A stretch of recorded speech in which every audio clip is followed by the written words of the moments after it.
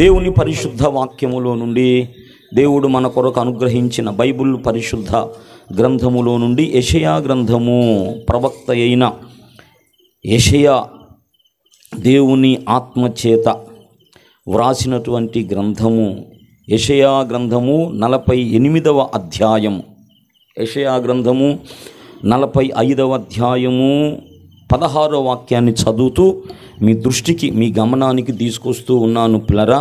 యెషయా గ్రంథము 48వ అధ్యాయం 16వ వాక్యము. ఆది నుండి నేను రహస్యముగా మాటలాడిన వాడను కాను, ఆది పుట్టిన కాలము మొదలుకొని నేను అక్కడ నున్నవాడను. ఇప్పుడు ప్రభువగు యెహోవాయు ఆయన ఆత్మయు నన్ను పంపెను. మరొకసారి ఆది నుండి నేను రహస్యముగా మాటలాడిన వాడను కాను, ఆది పుట్టిన కాలము మొదలుకొని నేను అక్కడ నున్నవాడను. ఇప్పుడు ప్రభువగు యెహోవాయు ఆయన ఆత్మయు నన్ను పంపెను.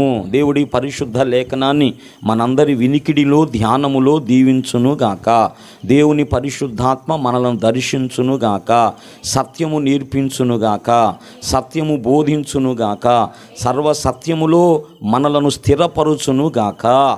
చిన్న మాట ప్రార్థన చేసుకుందాం. స్తోత్రమయ్యా, ప్రేమ కలిగిన మహాపరిశుద్ధ తండ్రి, జీవము కలిగిన మిక్కిలి గొప్ప దైవమా, జీవాధిపతి, నీకు స్తుతులు స్తోత్రాలు చెల్లిస్తూ ఉన్నాం ప్రభా.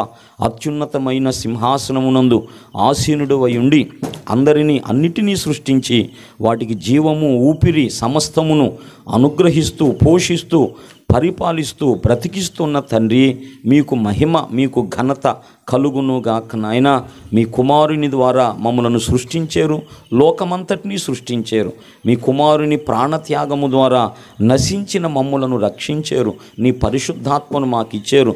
అయా, మీ కుమారుని సంఘములో ప్రభా, శరీరములో నాయన నమ్మిన వారిని చేర్చి అయా వారి ద్వారా నీ దయాపూర్వక సంకల్పాన్ని జరిగిస్తూ ఉన్న తండ్రి, మీకు మహిమ, మీకు ఘనత, ప్రభావం కలుగునుగాకయ్యా. ఈ ఉదయకాలం అంతా కూడా తోడుగా ఉన్నావు ప్రభా, నీకు స్తోత్రం చెల్లిస్తున్నాం. అయా, విశ్వాసంతో నీ సన్నిధి చేరి మిమ్మల్ని స్తుతించి నీ వాక్యమును ధ్యానించి ప్రార్థన చేసాం ప్రభా. నీకు వందనాలు, స్తోత్రాలయ్యా. మేము చేసినవన్నీ కూడా అయా నీ సన్నిధిలో ఉన్నాయి ప్రభా. ఎందుకంటే నాయన, అపోస్తలుల కార్యాలు 10వ అధ్యాయంలో ప్రభా, కొర్నేలి జీవితాన్ని బట్టి మేము వింటున్నామయ్యా. నీ ప్రార్థనలు, నీ ధర్మ కార్యములు, నువ్వు రావటము పోవడము, నువ్వు చేసేవన్నీ కూడా దేవుని సన్నిధికి జ్ఞాపకార్థంగా ఉన్నాయి అని ప్రభా లేఖనం చెప్పింది. ప్రభా, నీ సన్నిధిలో చేసిన ఆ ప్రార్థనలు, యాచనలన్నీ కూడా ప్రభా అంత మాత్రమే జరుగుతున్న ఈ పరిచర్యకు నాయన అయ్యా, ఇదిగో ప్రభా తోడ్పాటు ఎవరు అందిస్తున్నారో ప్రభా, మేము చేసినవన్నీ కూడా ప్రభా అయ్యా నీ సముఖములో ఉన్నాయి నాయన, లేకుండా లేవయ్యా. నీ పాదాలకు వందనాలు, స్తోత్రాలు చెల్లిస్తున్నాం ప్రభా. ఈ రాత్రి మరొకసారి నాయన ఇలాగు నాయన మీ సన్నిధి కాంతి, మీ ముఖ కాంతిని ప్రభా, అయ్యా మీ దర్శనము, దేవోక్తిని ప్రభా, మీ ప్రత్యక్షతను మేము పొందుకోవటానికి మమ్మల్ని అందరినీ సమకూర్చినందుకు తండ్రి నీకు స్తోత్రాలు, కృతజ్ఞతలు చెల్లిస్తున్నాం. ఇంతవరకు జరిగిన ఈ పరిచర్య అంతటి కొరకు నాయన నీకే మహిమ కలుగునుగాకయ్యా.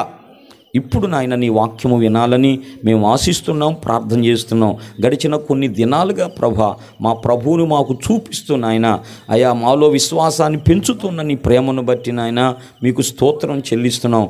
ఆది నుంచి కాదు, అనాది నుంచి కూడా ప్రభా జరుగుతున్న విషయాలన్నీ కూడా భూమి ఉత్పత్తి అయా కాక మునిపే నాయన, జగదుత్పత్తికి మునుపే తండ్రి జరిగిన సంగతులన్నీ కూడా ప్రభా మీరు మాకు తెలియజేస్తూ మా విశ్వాసాన్ని బలపరుస్తున్నందుకు నీకు స్తోత్రాలు, వందనాలు చెల్లిస్తున్నాం. మరొకసారి నాయన నీ వాక్యమును వినాలని మేము ఆశిస్తున్నాం, ప్రార్థన చేస్తున్నాం. ఈ రాత్రి ప్రభా ఏ రీతిగా మమ్మల్ని దర్శించిన ఆయన మాకు సత్యము నేర్పించి బోధించి స్థిరపరచాలని మీరు ఉద్దేశించారో పరిశుద్ధాత్మ రా, దేవుని జీవాత్మ మా మీదకి రమ్ము, దేవుని జీవాత్మ మా మీదకి రమ్మయ్య.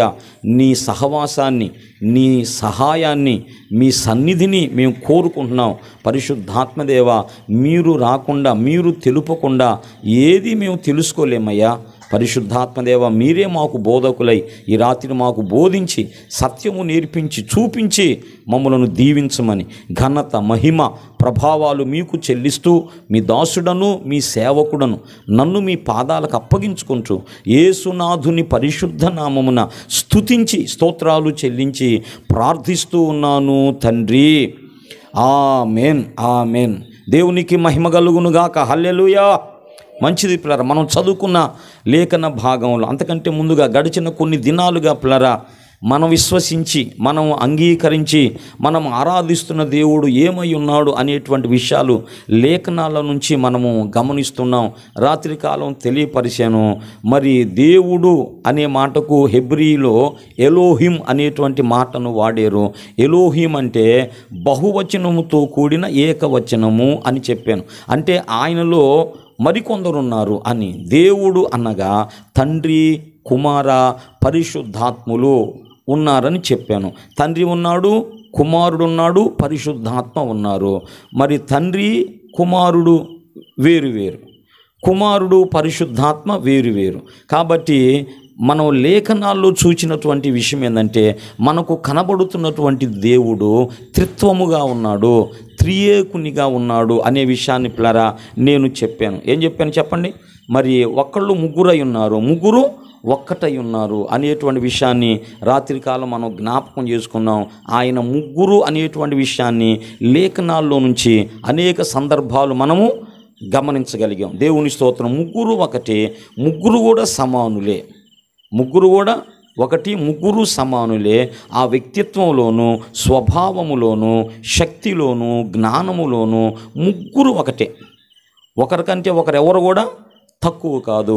ముగ్గురు కూడా మనకు ప్రత్యక్షమవుతున్నారనే విషయాన్ని నేను రాత్రి జ్ఞాపకం చేశా. మరొక విషయం ఈ రాత్రి పిల్లరా, ఒక క్లారిటీ, ఒక స్పష్టత మీకు కలగాలని దేవుని ఆత్మ చేత నడిపించబడుతున్నాను లేఖనాలను బట్టి. దేవునికే మహిమ కలుగునుగాక. లేఖనాల ద్వారానే దేవుడు నడిపిస్తాడు, ప్రేరేపిస్తాడు, బలపరుస్తాడు, మాట్లాడతాడు. మనం మాట్లాడేది లేఖనాలకు ఆధారంగా, లేఖనాలకు అనుగుణంగా ఉండాలి. లేకపోతే ఆ విషయాలు మనం ఒప్పుకోవటానికి వీలు లేదు. వాక్యము ప్రజలో కావాలి. వాక్యమే సృష్టించింది, వాక్యమే మన జీవితంలో మార్పును కలిగించింది, రక్షణ కలిగించింది. వాక్యమే మన జీవితంలో మార్పును కలిగించింది. వాక్య ప్రకారమే ప్రభు అన్నాడు. అర్థమైందా? ఎట్లా? ఈ వాక్య ప్రకారం నడిచినప్పుడే మీకు అరుణోదయము, ఈ ప్రమాణ వాక్య ప్రకారం. కాబట్టి పరలోకానికి మనం వెళ్ళాలన్న వాక్యమును బట్టే మనం వెళ్ళగలుగుతాం, వేరే విధంగా లేదు. ఈ రాత్రి మరొక విషయాన్ని మనం చూద్దాం. ఇక్కడ యెషయా గ్రంథము 48వ అధ్యాయం 16వ వచనంలో మరి ఇలా చెప్పబడింది. చదవమ్మ. ఆది నుండి రహస్యముగా అను. ఇక్కడ దేవుడు మాట్లాడుతున్నాడు. ఆది నుండి నేను రహస్యంగా ఏం మాట్లాడిన వాడిని కాదు, పబ్లిక్గానే నేను ప్రత్యక్షంగానే నేను మాట్లాడినటువంటి వాడను, రహస్యంగా నేను మాట్లాడిన వాడను కానంటే ఆయన ఏమై ఉన్నాడు అనే విషయాన్ని ప్రారంభం నుంచి కూడా ఆయన తెలియజేస్తూనే ఉన్నాడు. మరి లేఖనాల ద్వారా, పరిశుద్ధాత్మ ద్వారా ఆది నుండి రహస్యముగా మాట్లాడిన వాడు కాను, ఆది పుట్టినది కాలము మొదలుకొని నేను అక్కడ ఉన్నవాడను. ఆది ఇన్ ది బిగినింగ్ అన్నమాట. బిగినింగ్ దగ్గర నుంచి కూడా నేను ఉన్నవాడను అన్నాడు. బిగినింగ్ నుంచి కూడా నేను అక్కడ ఉన్నవాడను. ఇదే మాట మనము ఎక్కడ గమనిస్తాం? సామెతలు 8లో మనం గమనిస్తాం. అక్కడ నేను ఉన్నాను, ఏది చేయక మునుపు, ఎవరు చేయక మునుపు ఆదిలో నేనున్నాను అంటాడు. అక్కడ అనాది కాలం మొదలుకొని, మొదటి నుండి భూమి ఉత్పత్తి అయిన కాలము పూర్వము నేను నియమింపబడి తిని అన్నాడు. అలాగనే యోహాను సువార్త 1వ అధ్యాయంలో పిల్లరా, ఆది యందు వాక్యం ఉండెను. ఆదిలో ఏముందంట? వాక్యం ఉన్నది. అలాగే 1 యోహాను పత్రిక 1వ అధ్యాయం కొన్ని వచనాలు చూడండి. యోహాను రాసిన మొదటి జీవవాక్యమును గూర్చినది. ఏ వాక్యం అంటమా? జీవవాక్యము అంటే మనుషులను బ్రతికించే వాక్యం అన్నమాట. జీవమునిచ్చే వాక్యము, జీవమునిచ్చే వాక్యం. ఆయనలో ఏముందంట? జీవమున్నది. అది మనుషులకు వెలుగై ఉన్నది అనేటువంటి మాట మనం చూస్తాం. యేసు ప్రభు ఎందుకు వచ్చాడంట? నేను జీవమునివ్వటానికి వచ్చానన్నాడు.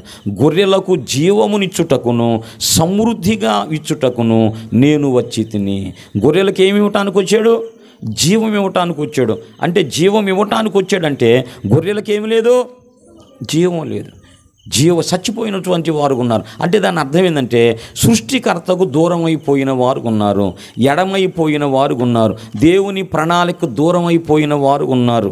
వారನ್ನು చచ్చిన వారని బైబిల్ చెప్పిందన్నమాట. ఇప్పుడు యేసు ప్రభు ఎందుకు కొరకు వచ్చారంటే జీవమునివ్వటానికి వచ్చారు. ఆది నుండి చదువమ్మా. జీవవాక్యమును గూర్చినది ఎక్కడి నుండి? ఆది నుండి ఏది ఉండేనో. అంటే ఇప్పుడు ఇక్కడ చెబుతున్నటువంటి మాట ఎవరు మాట్లాడుతున్న మాట? వాక్యము అని మనం ఎవరిని గురించి మాట్లాడుకుంటున్నాం? యేసు ప్రభువుని గురించి మాట్లాడుకుంటున్నాం. ఆయనకు మరొక పేరు ఏం పెట్టబడిందంట? వాక్యము అనే నామం ఆయనకు పెట్టబడింది. ప్రకటన గ్రంథం 19వ అధ్యాయంలో పిల్లరా మీరు కనుక చూస్తే అక్కడ ఇలాగున్నది, రక్తములో ముంచబడిన వస్త్రము ఆయన ధరించుకొని ఉండెను, దేవుని వాక్యమును నామము ఆయనకు పెట్టబడి ఉండెను. అంటే వాక్యము అనగా యేసు ప్రభు ఎక్కడ ఉన్నవాడంట? నేను ఆదిలో ఉన్నవాడను, ఆది పుట్టక మునుపు నేను అక్కడ ఉన్నవాడను అన్నాడు. అంటే ఇక్కడ చెబుతున్నటువంటి మాట ఎవరు చెబుతున్న మాటగా భావించాలంటే యేసు ప్రభువు చెబుతూ ఉన్నాడు. కిందకు వస్తే మీకు అర్థమైంది. ఆ మాట తండ్రి చెప్పాడా లేక పరిశుద్ధాత్మ చెప్పాడా, యేసు ప్రభువు చెప్పాడా అనే విషయం ప్లరా కొంచెం మీరు కిందకు వస్తే మీకు అర్థమైంది. మళ్ళా చదవండి 16వ వచనం. ఆది నుండి రహస్యముగా మాట్లాడిన వాడను కాను, ఆది పుట్టిన కాలము మొదలుకొని నేనక్కడ ఉన్నవాడను. చాలు. ఇప్పుడు యేసు ప్రభు మాట్లాడి, ఇప్పుడు ప్రభువగు యెహోవాయు ఆయన ఆత్మయు నన్ను పంపెను. దేవునికి స్తోత్రం. యేసు ప్రభు అన్నాడు, నా అంతటి నేను రాలేదు కానీ తండ్రి నన్ను పంపించాడు. తండ్రి పంపగా నేను ఈ లోకానికి వచ్చి తిని అన్నాడు పలుమార్లు కూడా. తండ్రి పంపెను, రక్షకునిగా ఉండునట్లు ఆయనను పంపెను, మన పాపములకు ప్రాయశ్చిత్తముగా ఉండునట్లుగా ఆయనను పంపెను. ఇట్లా పలుమార్లు కూడా పంపెననే మాటలు మనం చూస్తాం. ఇప్పుడు యేసు ప్రభు ఏమనంటే నన్ను పంపించారు, అది నన్ను పంపించాడు అంటలేదు ఇక్కడ పిల్లరా. ఇప్పుడు ప్రభువగు యెహోవాయు ఆయన ఆత్మయు నన్ను పంపారు. ఇప్పుడు పిల్లరా పంపబడినటువంటి వారు ఇద్దరు ఉన్నారు కదా. పంపబడినటువంటి వ్యక్తి ఒక ఆయన ఉన్నాడు, ఇద్దరు కలిసి పంపారంట. ఒక ఆయనే వచ్చాడంట. ఇక్కడ పిల్లరా మీరు ముగ్గురు చూస్తున్నారో లేదో ఒకసారి ఆలోచించండి. ఇక్కడ మీరు 3 persons ముగ్గురు కనబడుతున్నారో లేదో ఒకసారి ఆలోచించండి. ఇప్పుడు ప్రభువగు యెహోవా ఆయన ఆత్మ నన్ను పంపించారు. అంటే తండ్రి పరిశుద్ధాత్మ కలిసి ఎవరిని పంపించారు? భూమి మీదకి వచ్చింది ఎవరు? రక్షకునిగా యేసు ప్రభు ఈ భూమి మీదకి వచ్చాడు. కాబట్టి ఇక్కడ ముగ్గురు మనకు కనబడుతున్నారు. ప్రభువు యెహోవాయు ఆయన ఆత్మయు నన్ను పంపెను. ముగ్గురుగా కనబడుతున్నారు. అంటే మనం ఆరాధించే దేవుడు ఎట్లా ఉన్నారు? ముగ్గురుగా ఉన్నారు, త్రిత్వమై ఉన్నారు. మరి ఒకళ్ళకంటే ఒకళ్ళ తక్కువ కాదు, ఒకళ్ళకంటే ఒకళ్ళు కింద వాళ్ళు కాదు. దేవుని ప్రణాళిక నెరవేర్చడం కోసము కొన్ని బాధ్యతలు వాళ్ళు తీసుకున్నారు. నా తండ్రి నాకంటే గొప్పవాడు అని యేసు ప్రభు అన్నాడు కొన్ని సందర్భాలు. అలాగూ తండ్రి కూడా కుమారుని ఘనపరిచాడు, కుమారుడు కూడా తండ్రిని ఘనపరిచాడు. భూమి మీద తన ప్రణాళిక నెరవేర్చబడినట్లుగా అట్లా వాళ్ళు మాట్లాడారు. కానీ బైబిల్ ప్రకారం ముగ్గురు కూడా ఈక్వలే, ముగ్గురు సమానులే. ఆ విషయాన్ని ఇప్పుడు చాలామంది అనేది ఏంటంటే ఆయన ఉన్నాడు, దేవుడు ఉన్నాడు, ఆయనకంటే ఈయనకు తక్కువవాడు, ఈయనకంటే ఈయన తక్కువవాడు అర్థమై అనేటువంటి మాటలు ఉన్నాయన్నమాట. అయితే బైబిల్ ప్రకారం ముగ్గురు కూడా సమానులే. మనం ఆరాధించే దేవుడు త్రిత్వ దేవుడు, తండ్రి కుమార పరిశుద్ధాత్మ, త్రియేక దేవుడు. ఆ మాట బైబిల్లో ఉండదు. చాలామంది అమాయకులు అంటే ఎట్లుండిదయ్యా ఆ మాట లేదు. కానీ నువ్వు బైబిల్ అంతా చదివినప్పుడు ఆ సారం మనకు కనబడిద్ది. ట్రినిటీ అనేది బైబిల్ పండితులందరూ కూడా చదివి ఎట్లా అర్థం చేసుకుంటాం మనం? ఈ విషయాన్ని మనం ఎట్లా జీర్ణించుకుంటాం? తండ్రి ఉన్నాడు, కుమారుడు ఉన్నాడు, పరిశుద్ధాత్మ ఉన్నారు. తండ్రి దేవుడే, కుమారుడు దేవుడే, పరిశుద్ధాత్మ దేవుడే. ఇప్పుడు మీకు చూపిస్తా కొన్ని విషయాలు. పిల్లరా, ఎవరికెవరు తక్కువ కాదు. ఒకే నేము ముగ్గురుకుండిద్ది. ఒకే నేము ముగ్గురుకుండిద్ది. మరి ఆ ముగ్గురు ఒకే నేమ్ ఉన్నప్పుడు ఒకళ్ళు తక్కువ ఎట్లా అవుతారు, ఒకళ్ళు ఎక్కువ ఎట్లా అవుతారు? కాబట్టి బైబిల్ పండితులందరూ కూడా ఈ విషయాన్నంతా కూడా చూచి ఇట్లా ముగ్గురుగా కనపడుతున్నారు. ముగ్గురు సమానులే, ముగ్గురు ఒకరికొకరు ఏ భేదము లేని వాళ్ళు.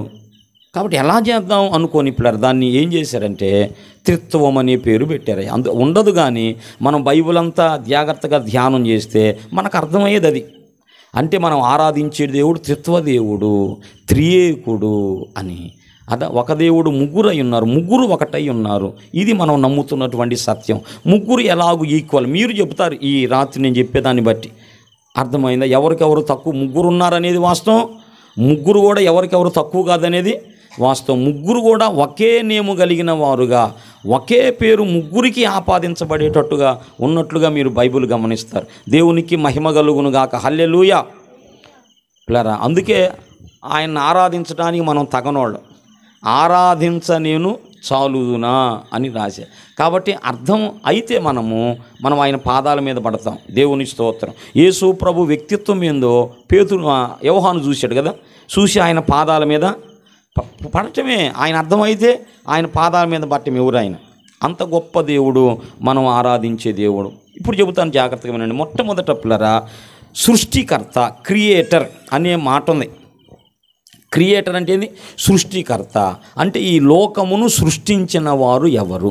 అది ఈ లోకమును కలిగజేసిన వారు ఎవరు? మనకు కనబడే భూమి, ఆకాశం, ఇందులో ఉన్నదంతా కూడా పిల్లరా ఎవరు కలుగు చేశారు అని మనం ఆలోచిస్తే మొట్టమొదట పిల్లలు ఈ విషయాలు మనకు అర్థం కావాలా. ఎవరు కలుగు చేశారు అని మనం ఆలోచిస్తే ఆదికాండము 1వ అధ్యాయము 1వ వచనం చూడయా. దేవుడు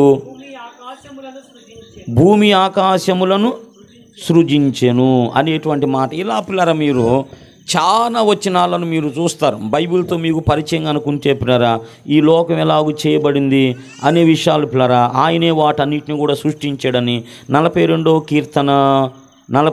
కీర్తన 5వ వచనం చూడండి అమ్మా. యెషయా అమ్మ క్షమించండి, యెషయా 42 అమ్మా. యెషయా 42:5 నుంచి అయ్యా. ఆకాశములను సృజించి వాటిని విశాలపరచి భూమిని అందులో పుట్టిన సమస్తమును పరచి దాని మీదనున్న జనులకు ప్రాణమును దానిలో నడుచు వారికి జీవాత్మ ఇచ్చుచున్న అదమ్మ.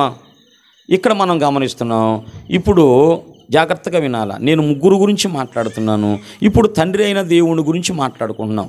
ఆయన గురించి చెప్పబడిన మాట ఏంటంటే ఇంకొక మాట కూడా చూసి మనం ముందుకెళ్దాం. ఒకసారి కొరింథీయులకు రాసిన మొదటి పత్రిక 8వ అధ్యాయము. దేవునికి స్తోత్రం కలుగును గాక. మరి 5 నుంచి చూద్దాం. దేవతలనబడిన వారు, ప్రభువులనబడిన వారు అనేకులున్నారు. భూమి మీద మనకు ఒక్కడే దేవుడున్నాడు. ఆయన ఎవరంట? తండ్రి అంట. ఆయన నుండి చాలా మాట ఆయన తండ్రి, ఆయన నుండి సమస్తము కలిగను. ఇప్పుడు త్రిత్వంలో తండ్రిని మనం తీసుకుంటున్నాం. మొదటగా ఆ దేవుడు గురించి రాయబడిన మాట ఏమిటంటే ఆయన సృష్టికర్త. అర్థమైన 3 లేఖనాలు చూపించాను. ఈ 3 లేఖనాలను బట్టి ఎవరు సృష్టికర్త? తండ్రి అయిన దేవుడు సృష్టికర్త. అంతవరకు కన్ఫామేగా. దేవునికి స్తోత్రం. ఇప్పుడు మీరు పిల్లరా మళ్ళా రండి. యోహాను సువార్త 1వ అధ్యాయము 1వ వచనం చూడండి.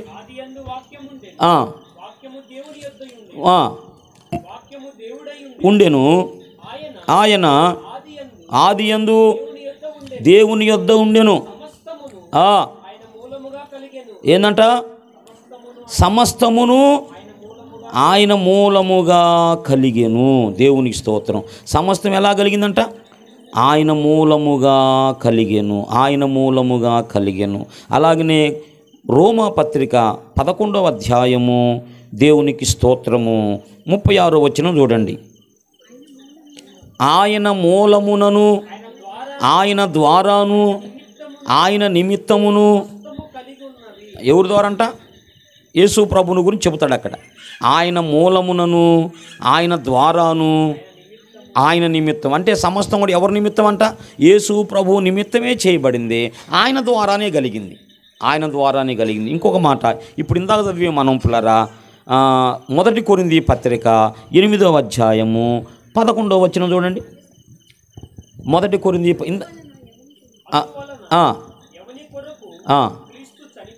అమ్మమ్మ ఇందాక చూడు, 1 కొరింథీ పత్రిక 8వ అధ్యాయము 6 నుంచి చదవమ్మ.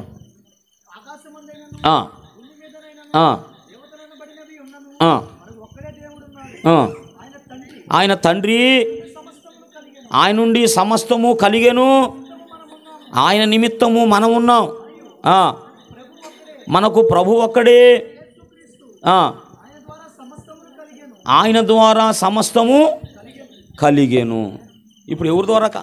మనకు ప్రభు ఒక్కడే, ఆయన యేసు క్రీస్తు, ఆయన నుండి ఉందన్నమాట. ఉన్నట్టేనా? పైనేమో తండ్రి, తండ్రి మూలంగా సమస్తం కలిగిందంట. కింద కుమారుడు ఉన్నాడు, ఈయన ద్వారా కూడా సమస్తం కలిగిందంట. అంటే పిల్లారా ఇప్పుడు రెండో విషయానికి వచ్చాం. మొదటగా తండ్రి ఎవరు? సృష్టికర్త. ఏమా తండ్రి ఎవరు? సృష్టికర్త. ఇంకొక వచనం చూపించి మనం నిర్ధారణలోకి వద్దాంలే. కొలస్సైలకు రాసిన మొదటి పత్రిక, 1వ పత్రిక, కొలస్సై పత్రిక 1వ అధ్యాయం 15వ వచనం చూడండి.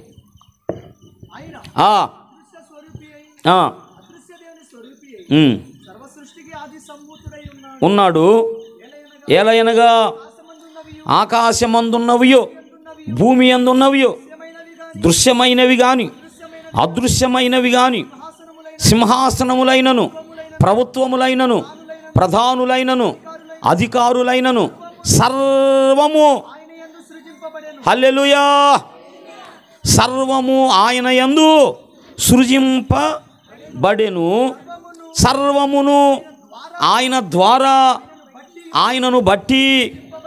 ఇక్కడ ఎవరి గురించి చెబుతున్నాడు? కుమారుడు గురించి. ఆయన అదృశ్య దేవుని స్వరూపి. పిల్లలు ఇప్పుడు 2 కన్ఫామ్ అయ్యాం. సృష్టికర్త ఎవరు? తండ్రి. సృష్టికర్త ఎవరంట?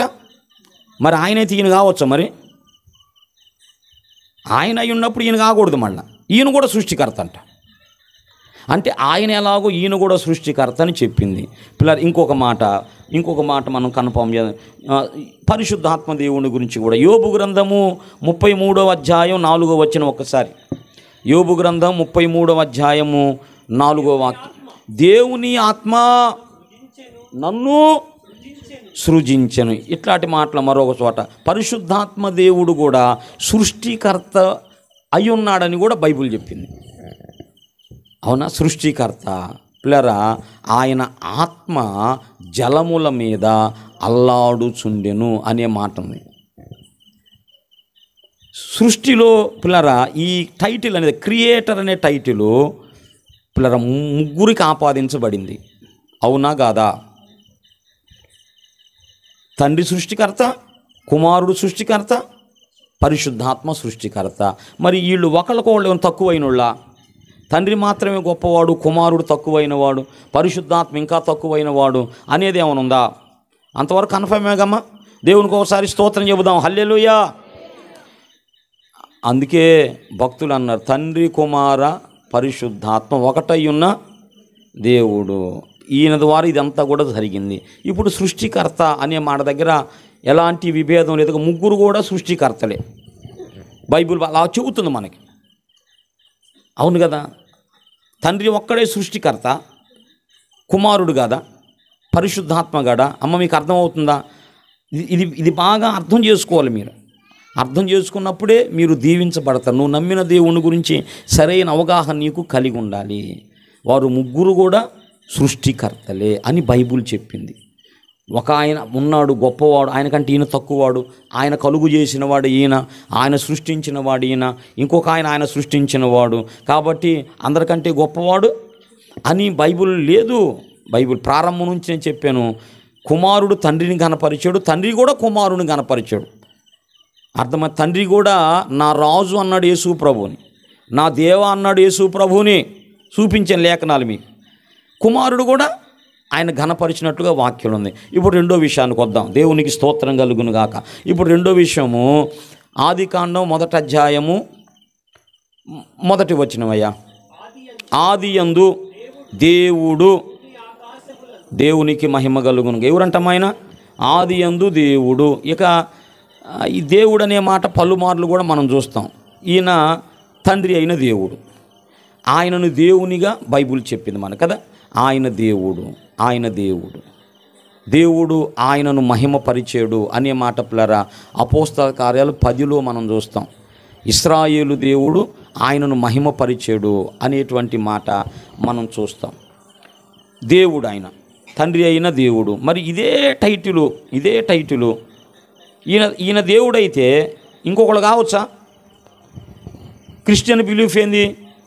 దేవుడు ఒక్కడే కదా, దేవుడు ఒక్కడే, దేవునికి నరులకు మధ్యవర్తి ఒక్కడే, దేవుడు ఒక్కడేనని పలుమార్లు లేఖనాలు చెప్పినాయి మన కానీ ఆ దేవునిలో ఉన్నటువంటి మరి బహుళత్వాన్ని గురించి చెబుతున్నాం. ఒక్కడే కానీ ఆయనలో ఉన్న బహుళత్వము అది. ఈ విషయం మనకు అర్థం కావాలా. అర్థం కాకపోతే మనం నిత్య జీవానికి మనం స్వతంత్రించుకోలేం. యేసు ప్రభు ఏమనంటే, అద్వితీయ సత్యదేవుడు అయిన నిన్నును నీవు పంపిన యేసుక్రీస్తును అర్థం చేసుకుంటేనే, తెలుసుకుంటేనే వాళ్ళు నిత్య జీవానికి వస్తారు. కాబట్టి దేవుడు అనేటువంటి మాట ఆయనకు ఆపాదించబడింది. ఇప్పుడు చూడండి, దేవుడు అనే మాట యేసు ప్రభు కూడా ఆపాదించబడింది. ఆయన దేవుడైతే యేసు ప్రభు దేవుడు కాకూడదు కదా. క్రిస్టియన్ విశ్వాసాన్ని బట్టి ఇక మన సోదరులు అన్యుల విశ్వాసం అది వేరు కదా. అన్యుల విశ్వాసాన్ని బట్టి వాళ్లకు చాలామంది దేవుళ్ళు దేవతలు ఉన్నారు. కానీ క్రిస్టియన్ విశ్వాసం ఏంది? ముస్లిం విశ్వాసం కూడా ఇదే, దేవుడు ఒక్కడే అనేటువంటిది. ఇప్పుడు ఎవరంటే మనం యెహోవా అని మనం అనుకున్నాం కదా, యెహోవా దేవుడు. ఆయన మరి దేవుడైతే ఇంకొక దేవుడు ఉండొద్దు. దేవునికి మహిమగలు. ఇప్పుడు చూడండి పిల్లరా, రోమా పత్రిక 9:5 చూడండి. ఇట్లా నేను చాలా చూపించగలను, కానీ ఒక్కొక్క లేఖనమే చూపిస్తూ వస్తున్నా. పితరులు వీరివారు శరీరమును బట్టి క్రీస్తు వీరిలో పుట్టెను. ఈయన సర్వాధికారి అయిన దేవుడై ఉండి, దేవునికి స్తోత్రం. ఈ మాట ఎవరి గురించి చెప్పబడింది? సరే, అది నమ్మమేమో. యోహాను సువార్త 1వ అధ్యాయం 1వ వచనం మనం నమ్మాలిగా. అంటే పౌలును కానీ పౌలు పత్రికలను కానీ చాలామంది అవాయిడ్ చేశారు. సరే, అవి సువార్త నమ్ము. అపోస్తలుడైన యోహాను కదా, ఆయన ఎవరు రాశాడు మరి యేసు ప్రభువుని గురించి? ఆదియందు వాక్యం ఉండెను, వాక్యము దేవుని యొద్ద ఉండెను, వాక్యమే అన్నాడుగా. మరి వాక్యమే దేవుడై ఉన్నాడు. కాబట్టి చూడండి, ఇప్పుడు ఇద్దరు దేవుళ్ళు చూస్తున్నాం, తండ్రి దేవుడు, కుమారుడు దేవుడు. వీళ్ళు ఏమంటారు? ఇంకా మీరు ఆలోచన చేస్తే పిల్లరా, మరి పరిశుద్ధాత్మను గురించి కూడా రాయబడిన మాట అపోస్తల కార్యాలు 5వ అధ్యాయం 4వ వచనం చూడమ్మా. అపోస్తలుల కార్యములు 5:4. అమ్మిన పిమ్మట మీ వశమై ఉండలేదా? ఎందుకు ఈ సంగతి మీ హృదయములో ఉద్దేశించుకున్నారు? మనుషులతో కాదు, దేవునితోనే అబద్ధమాడితివని. పిల్లరా, ఈ సందర్భాన్ని మనం గమనిస్తే అననీయ సప్పీర్ అనేటువంటి దంపతులు ఉన్నారు. ఆ దినాల్లో దేవుని పని జరుగుతుంటే మేము కూడా దేవునికి ఇవ్వాలనే ఉద్దేశంతో వాళ్ళు ఒక పొలం అమ్మారు. పొలాన్ని అమ్మి ఆ ప్రారంభంలో ఏమనుకున్నారంటే ఇదంతా దేవుని కొరకు అనుకున్నారు. కానీ ఏం జరిగిందంట? కొంత దాచుకొని కొంత తీసుకొచ్చి పిల్లరా అపోస్తలుల దగ్గర పెట్టారు. అప్పుడు పేతురు అడిగాడు, ఈ వేళకే మీరు అమ్మితరా అన్నాడు.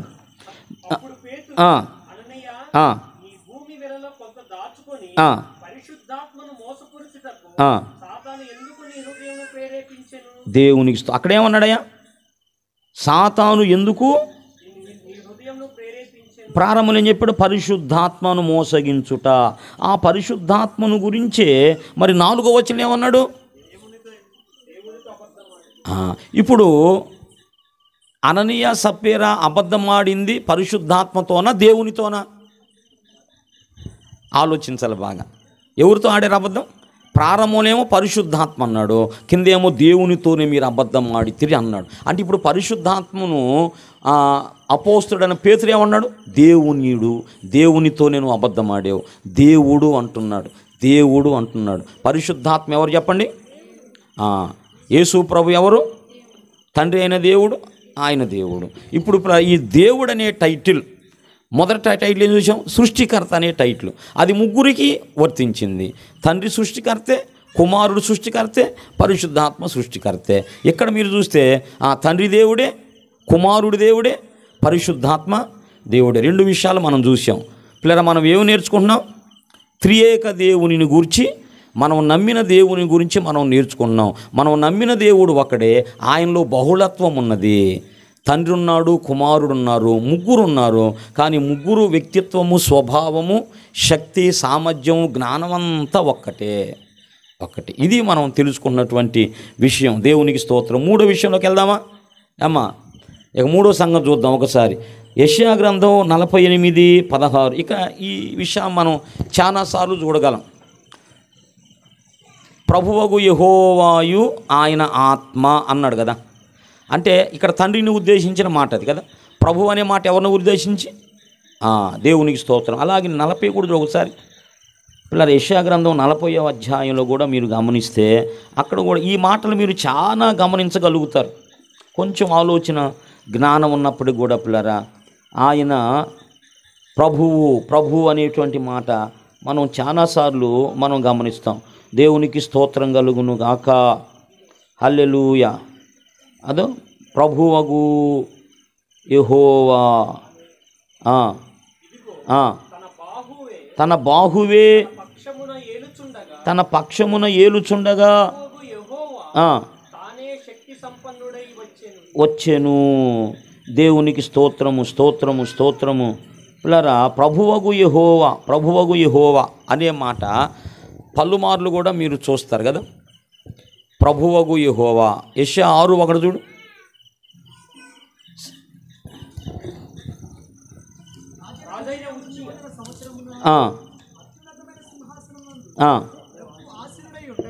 చాలమ్మా. ఇట్లా మీకు అర్థమైపోయింది. బైబిల్తో మీకు కాస్త పరిచయం ఉన్న ప్రభువగు యెహోవా అంటే ఈ మాట తండ్రికి వర్తించే మాట. ఎవరికి వర్తించే మాట? అది తండ్రికి వర్తించేటువంటి మాట. అంటే ప్రభు అనే టైటిలు ఎవరికి చెందింది? తండ్రికి చెందింది. తండ్రి ప్రభువు. తండ్రి ప్రభువు. దేవునికి మహిమ కలుగును గాక. ప్రభువగు దేవుడు. అపోస్తల కార్యాల్లో కూడా రండి. అపోస్తలుల కార్యముల గ్రంథం 10వ అధ్యాయం చూడండి. అంటే మన క్లారిటీ కొరకు మనం చెప్పుకుంటున్నాం పిల్లరా. దేవునికి స్తోత్రం కలుగును గాక. 10:38 లోపలరా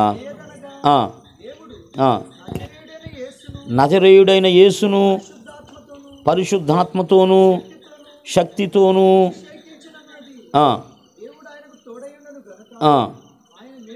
మేలు చేయుచు. అమ్మ చాలు కానీ 7వ అధ్యాయము 31 కూడా చూడు. 31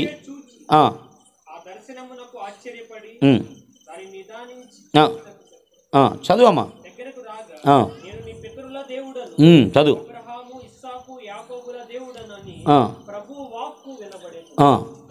గనుక తెగింపలేదు. దేవునికే మహిమ కలుగును. ఇలాగు పిల్లరా, ప్రభు అనే మాట తండ్రికి ఆపాదించబడింది పలు లేఖనాల్లో కదా. తండ్రి అయిన దేవుడు ఎవరు చెప్పండి? ప్రభువు. తండ్రి అయిన దేవుడు ఎవరు చెప్పండి? ప్రభువు. ఇదే మాట పిల్లరా ఇప్పుడు యేసు ప్రభు కూడా ఆపాదించబడిందా లేదా? అసలు యేసు ప్రభు తనకు తాను ఏం చెప్పుకునంటే, నేను ప్రభువును బోధకుడను గనుక అంటాడు. ఒకసారి యోహాను సువార్త 13వ అధ్యాయం చూడండి ఒకసారి.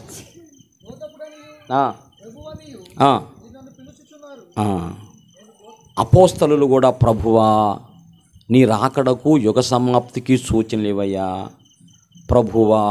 ప్రభువా పిల్లరా. తండ్రి అయిన దేవుడు కూడా యేసు ప్రభువుని ఎలాగూ నియమించాడంట? ప్రభువుగాను అధిపతినిగాను ఆయన నియమించాడు. రెండో అధ్యాయం. యేసుని దేవుడు ప్రభువుగాను క్రీస్తుగాను అది నియమించెను. ప్రభువు, దేవునికి స్తోత్రం చెబుదాం, హల్లెలూయా. లేరా ముగ్గురు కూడా ఈక్వల్ అనేటువంటి విషయాన్ని చెబుతున్నాను. తండ్రికే టైటిల్ ఇవ్వబడిందో కుమారుడికి అదే టైటిల్ ఇవ్వబడింది, పరిశుద్ధాత్మకు అదే టైటిల్ ఇవ్వబడింది. ఎన్ని చెప్పుకున్నాం ఇప్పుడు? 3 చెప్పుకున్నాం. సృష్టికర్త, తండ్రి సృష్టికర్త, కుమారుడు సృష్టికర్త, పరిశుద్ధాత్మ కూడా సృష్టికర్త. రెండవది ఏం చెప్పాను? తండ్రి దేవుడు, కుమారుడు దేవుడు, పరిశుద్ధాత్మ దేవుడు. మూడో విషయం ఏం చెప్పాను? తండ్రి ప్రభువు. ప్రభు అనే మాట తండ్రికి ఆపాదించబడింది, ప్రభు అనే మాట కుమారుడికి ఆపాదించబడింది. ఇప్పుడు చూడండి పరిశుద్ధాత్మ. 2వ కొరింథీ పత్రిక 3వ అధ్యాయం 17వ వచనం చూడండి. 2వ కొరింథీ పత్రిక 3వ అధ్యాయం 17వ వచనం. ప్రభువే ఆత్మ, ఎక్కడ ఉండునో అక్కడ స్వాతంత్రముండును. మనమందరము ముసుకులేని ముఖముతో ప్రభు యొక్క మహిమను అద్దము వలె ప్రతిఫలింపజేయుచు మహిమ నుండి దేవునికి మహిమ కలుగునుగాక. ఏమన్నాడు అక్కడ?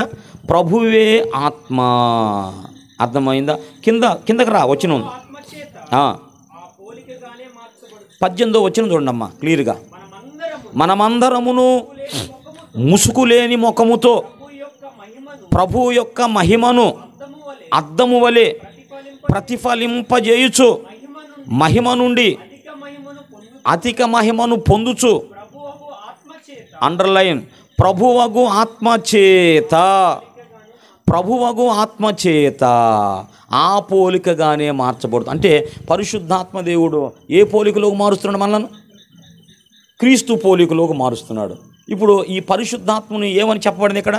ప్రభువగు ఆత్మచేత, ప్రభువగు ఆత్మచేత ఆ పోలికగా మనం మార్చబడు. అంటే పరిశుద్ధాత్మ దేవుని ద్వారా మనం క్రీస్తు సారూప్యంలోకి తీసుకురాబడుతున్నాం. కాబట్టి ఈ పరిశుద్ధాత్మ ఎవరంట? ప్రభువు అన్నాడు. ప్రభువగు ఆత్మచేత, ప్రభువగు ఆత్మచేత. జాగ్రత్తగా వినాలి. ఇప్పుడు ఎన్నో పేర్లోకి వచ్చాం మనం? 4 3 కదా. చెప్పండి ఇప్పుడు. తండ్రి ప్రభువు, యేసు క్రీస్తు ప్రభువు. అసలు మొదటి పేజీలో ఉంది కదా, ప్రభువును రక్షకుడునైన యేసు క్రీస్తును గురించిన సువార్త. అది ఆయన ప్రభు. యేసు క్రీస్తును ఏమి టైటిల్ ఇవ్వబడింది? ప్రభు. అసలు ఇంకో మాట ఏంటంటే యోహాను 17లో యేసు ప్రభువే చెప్తాడు. ఒకసారి చూడండి యోహాను సువార్త 17వ అధ్యాయం 3 నుంచి చదవమ్మా.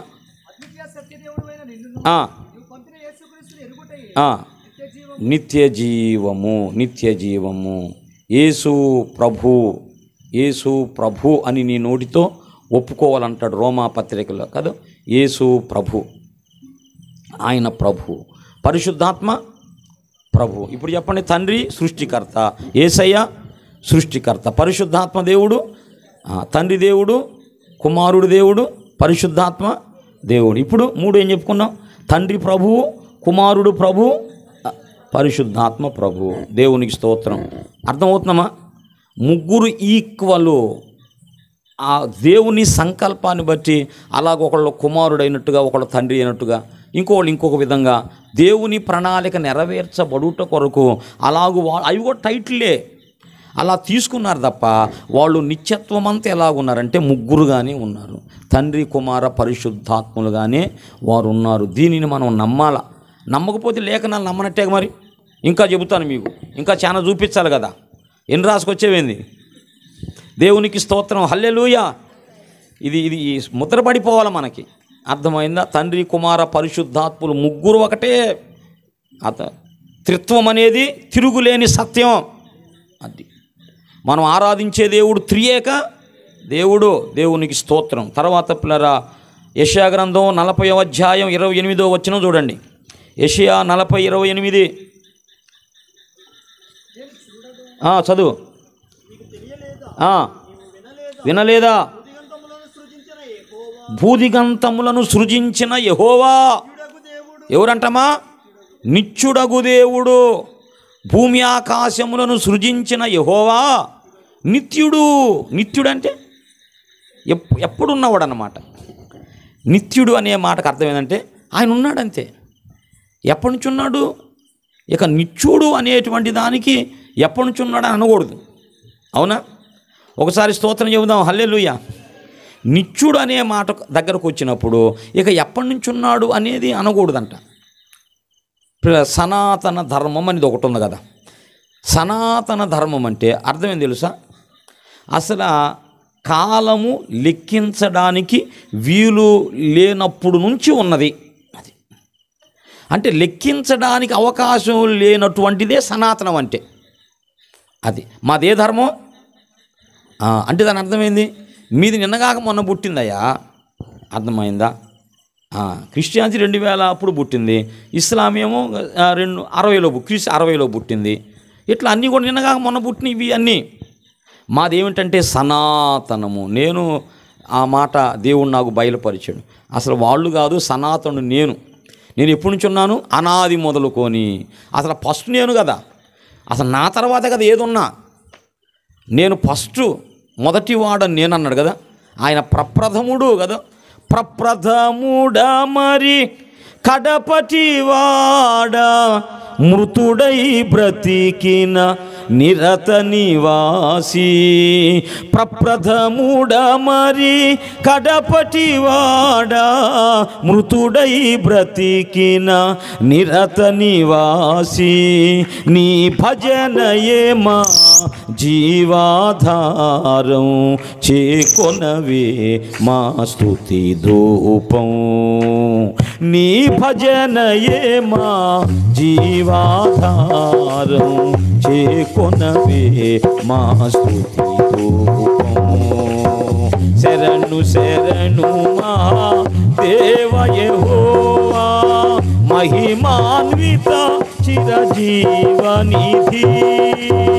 భజింతుము నిన్ను జగదీశ శ్రీ యేసా మా రక్షణకర్త. ఆయన ప్రథముడు, ఆయన ప్రథముడు, ఆయన ప్రముఖుడు, ఆయన ప్రత్యేకమైన వాడు, ఆయన పరిశుద్ధుడు. మనందరికీ ఆయనే ప్రభు. దేవునికి స్తోత్రం. ప్రధాన శిల్పి అనే మాట ఉంది కదా. ఈ ప్రాణి ఎన్ని మాటలు ఉన్నాయో యేసు ప్రభుకి. ఆయన ప్రథముడు, ఇంకా చెప్పండి, ఆయన ప్రముఖుడు, ఇంకా ఆయన ప్రత్యేకమైన వాడు, ఆయన ఒక్కడే పరిశుద్ధుడు. అందరం పాపులమే. అవునా? ఒక్కడే, ఇంకెవరు లేరు. అందరం ఆదాము సంతానమే. ఆదాము సంతానం ఉన్న వాళ్ళందరిని కూడా పిల్లరా, వాడు ఎవడు? సాతాను అంటారు, దిబ్బులీసు అంటారు వాడిని. వాడు అందరిని గిల్లాడంట.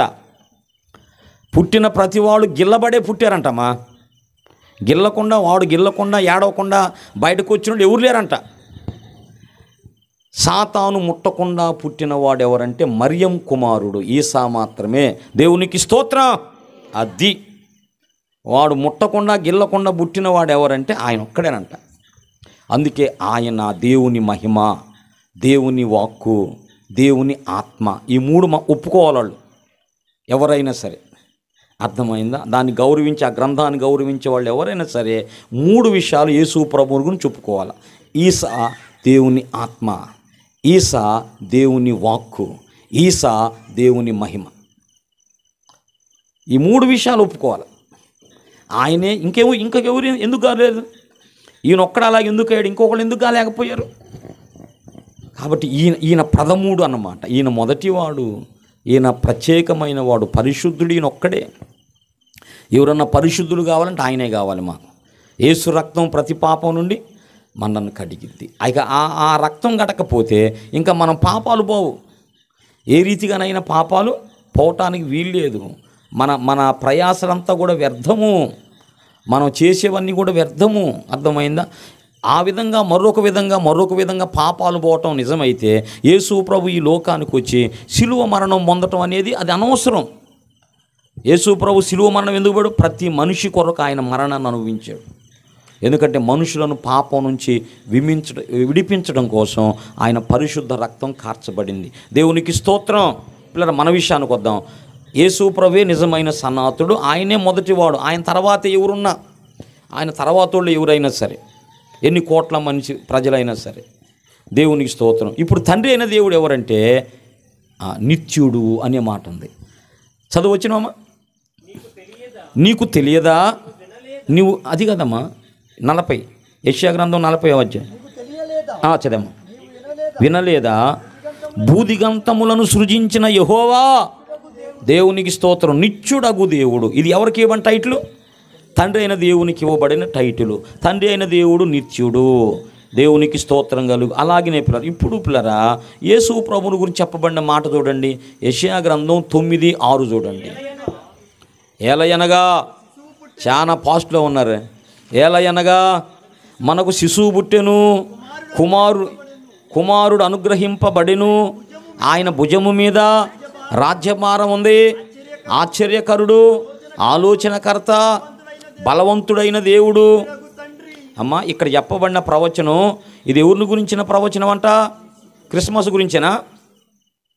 క్రిస్మస్ గురించే. క్రిస్మస్లో ఈ వచనం చదవకుండా ఉంటాం అసలు? క్రిస్మస్ సందర్భంలో ఏలయనగా మనకు శిశువు, ఎవరంట శిశువు? కుమారుడు మనకు అనుగ్రహింపబడును. ఎవరిని గురించిన మాట ఇది? యేసు ప్రభువుని గురించిన మాట. మరి యేసు ప్రభువుని గురించి కింద ఏం చెప్పబడింది? నిత్యుడగు తండ్రి. అది ఎవరంటే ఈయన బాంబు బేలింది ఏమి లేదు. నిత్యుడగు తండ్రి. ఇప్పుడు నిత్యుడెవరు? తండ్రి. ఇప్పుడు నిత్యుడెవరు? కుమారుడు. అంటే తండ్రి నిత్యుడే, కుమారుడు. అమ్మ డౌట్ ఏమైనా ఉందా? ఆ వచనము ఎవరికి వర్తించింది? యేసు ప్రభుదే. యేసు ప్రభు జన్మను గురించిన ప్రవచనం కదా అది. కాబట్టి కుమారుడు నిత్యుడు, తండ్రి నిత్యుడు, కుమారుడు కూడా నిత్యుడే. ఇప్పుడు చూడండి పిల్లరా హెబ్రీ పత్రిక 9:14 చూడండి. హెబ్రీ పత్రిక 9:14 ఇది పిల్లరా మీరు బాగా రాసుకోవాలా. ఎవరు కాదంటారు వాళ్ళకు చూపి. మరి దీనికి ఏం చెబుతావు బాబు? చెప్పు బాబు. తండ్రి గొప్పోడు, ఆయన కంటే తక్కువోడు, ఆయన సృష్టించిన వాడిన అని ఇట్ట మాట్లాడు అందరికీ చెప్పాలన్నమాట.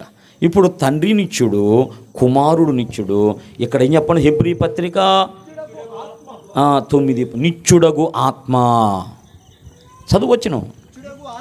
నిత్యుడగు ఆత్మ ద్వారా తన్ను తాను దేవునికి నిర్దోషినిగా అర్పించుకొనిన. ఇక్కడ అర్పించుకుంది ఎవరు? క్రీస్తు యొక్క రక్తం. అర్పించుకోండి. ఎవరిని బట్టి అర్పించుకోనంట? పరిశుద్ధాత్మను బట్టి. అది పరిశుద్ధాత్మ దేవుని ద్వారా యేసు ప్రభు ఆయన సిలువకు అప్పగించుకున్నాడు. ఇక్కడ పరిశుద్ధాత్మ గురించి ఏమి చెప్పబడింది? నిత్యుడగు ఆత్మ. ఎవరంటే ఈయన నిత్యుడగు ఆత్మ.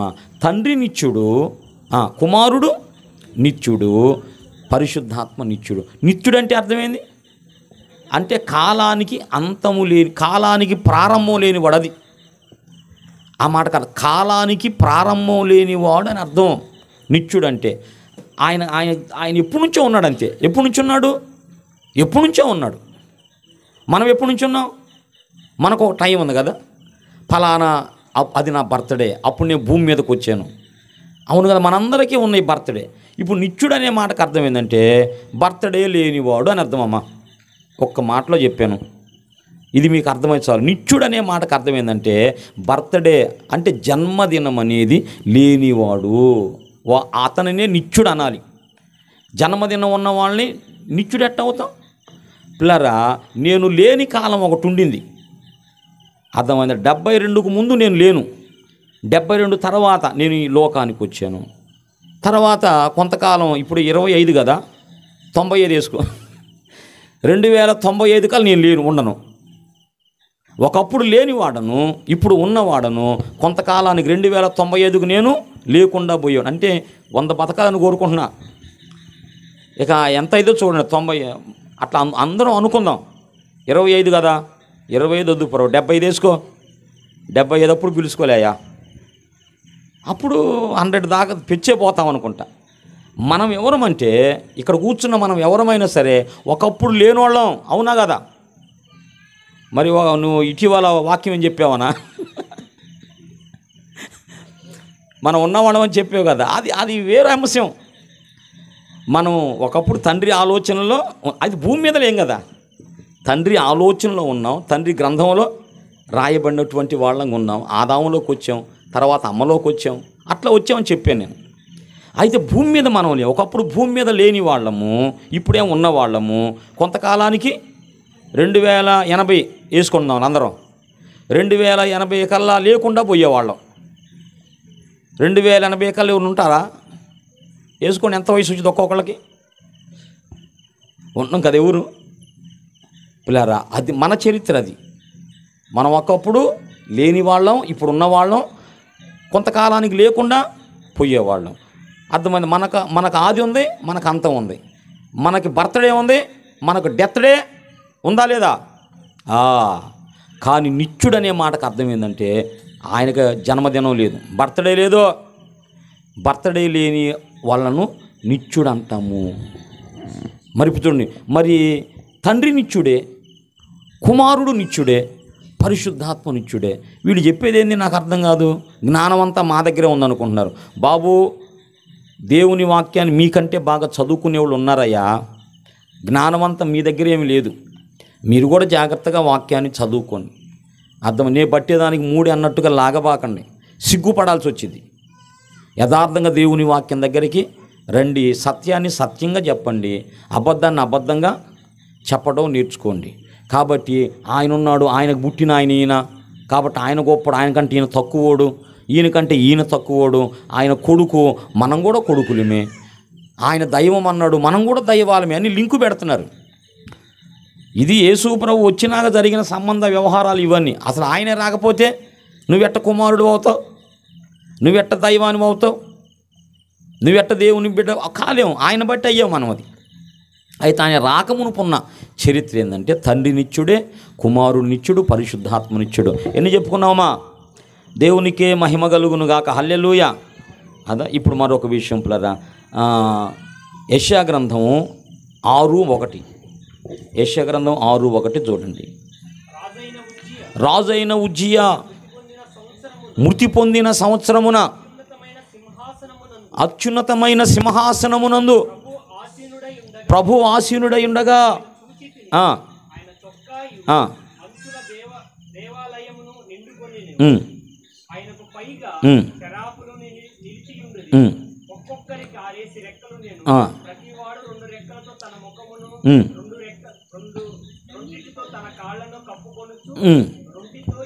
ఎగుర్చు సైన్యములకు అధిపతియగు యెహోవా పరిశుద్ధుడు పరిశుద్ధుడు పరిశుద్ధుడని గాన ప్రతిగానములు చేస్తున్నారు.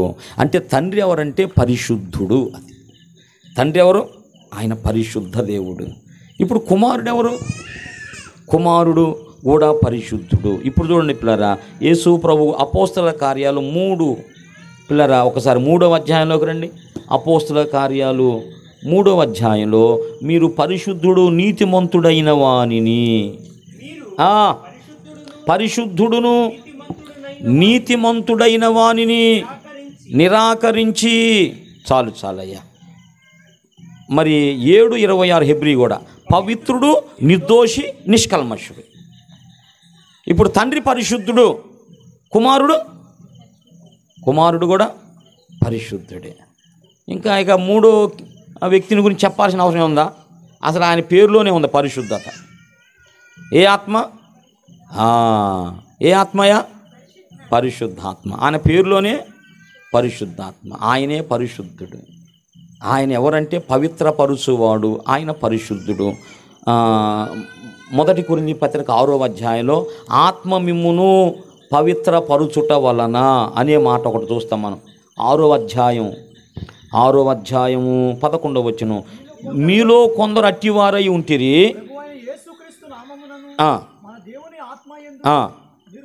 కడుగబడి అది ఆత్మ వలన ఏం చేయబడ్డామంట? పరిశుద్ధపరచబడ్డాం. పరిశుద్ధపరిచేది ఎవరు? పరిశుద్ధుడు. పాపిని పరిశుద్ధపరుస్తాడా? పరిశుద్ధుడు అయితేనే పాపిని పవిత్రపరచగలడు. కాబట్టి ఈ లేఖనాన్ని బట్టి కూడా పరిశుద్ధాత్మ, ఆయన పరిశుద్ధుడు. ఈ పరిశుద్ధుడు అనే టైటిల్ పిల్లరా తండ్రికి వర్తించింది, కుమారుడికి వర్తించింది, పరిశుద్ధాత్మ కూడా వర్తించింది. ఈ 3 విషయాలు ఎన్ని చెప్పుకుంటూ వచ్చాం? 5 చెప్పాను అనుకుంటామా? అదో సృష్టికర్త, తర్వాత దేవుడు, ప్రభువు, నిత్యుడు, పరిశుద్ధుడు. ఈ టైటిల్ తండ్రికున్న టైటిలే కుమారుడుకున్నాయి, కుమారుడుకున్నాయే పరిశుద్ధాత్మ కూడా ఉన్నాయి. ఒకసారి స్తోత్రం చెబుదాం, హల్లెలూయా. అంటే ముగ్గురు సమానులు అనే విషయాన్ని చెబుతున్నాను. త్రియేక దేవుడు, ఒకళ్ళు ముగ్గురై ఉన్న దేవుడు, ముగ్గురు ఒక్కటై ఉన్న దేవుడు. మనం నమ్మేటువంటిది అది అన్నమాట. దేవునికి స్తోత్రం. తర్వాత ఇంకో విషయం చెబుతాను పిల్లరా, దేవునికి స్తోత్రం. 6 చెబుతున్నాను. ఇప్పుడు 6వ విషయం చెబుతున్నాను. ఎఫెసీ పత్రిక 1వ అధ్యాయం 19వ వచనం. ఎఫెసీ పత్రిక 1వ అధ్యాయం 19వ వచనం.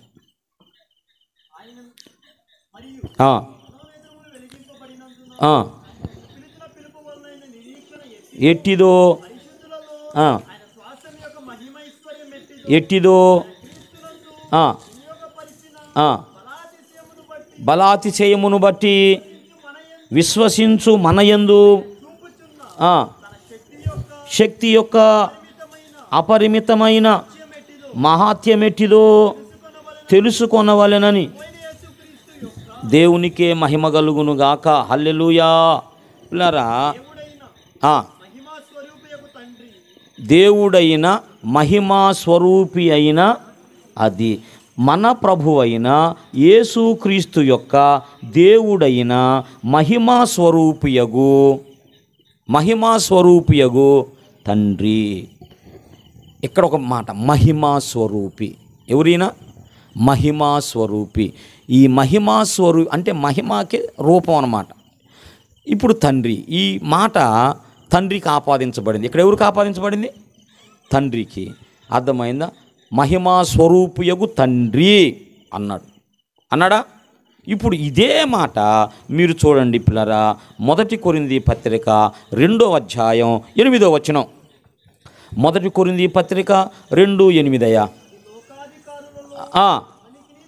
ఎవనికి నీ తెలియదో తెలిసి ఉండిన ఎడల మహిమా స్వరూపియగు ప్రభువును సిలువ వేయకపోయి ఉందురు. ఇప్పుడు సిలువ వేయబడిన వారు ఎవరు? యేసు ప్రభు. ఇప్పుడు యేసు ప్రభుని ఏమంటున్నారు?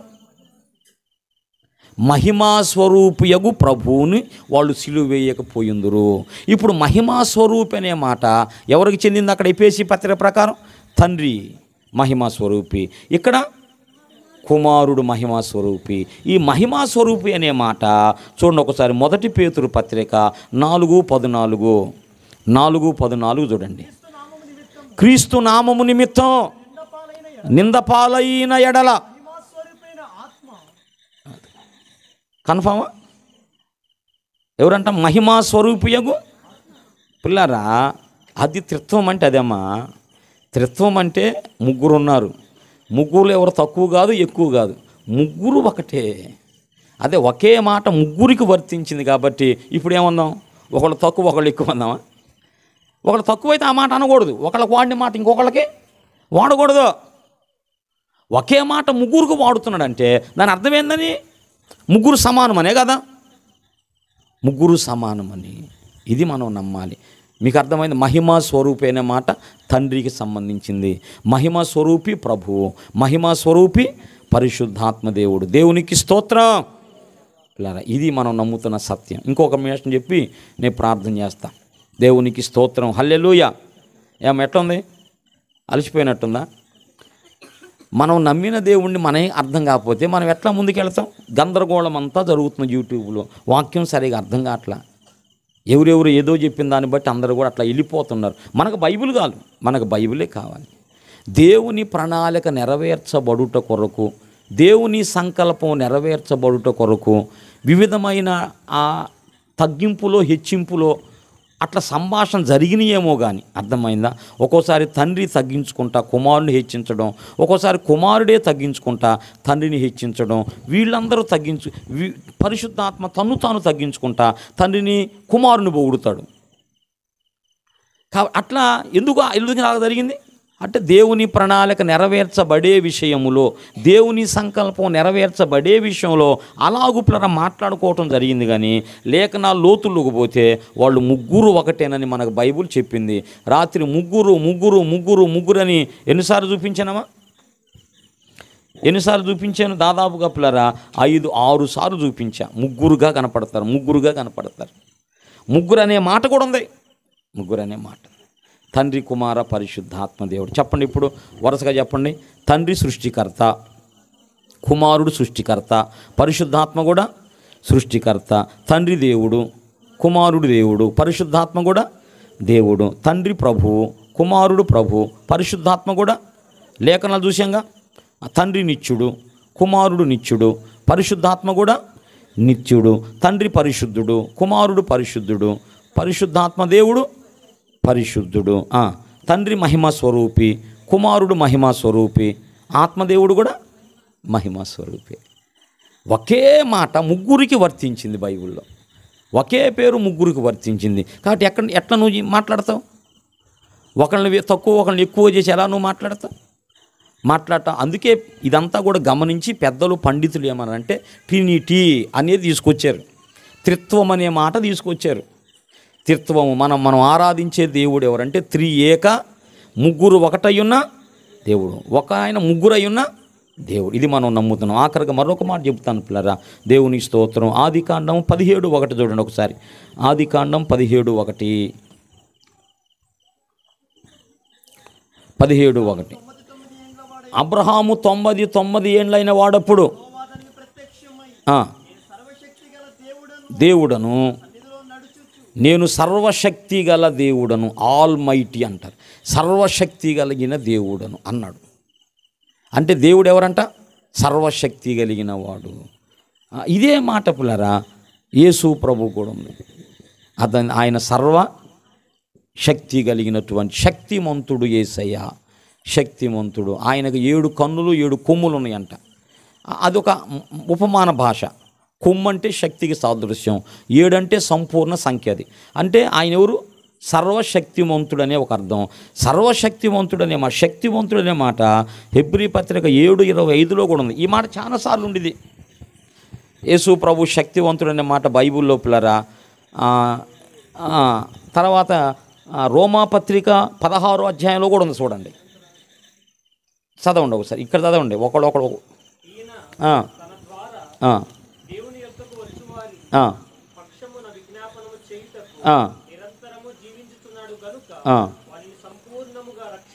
దేవునికి స్తోత్రం.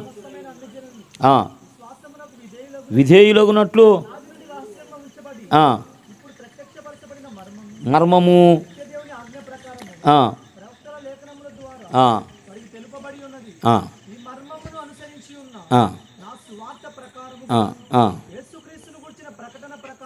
శక్తిమంతుడు అనే మాట పలుమార్లు కూడా ఉంది బైబిల్లో.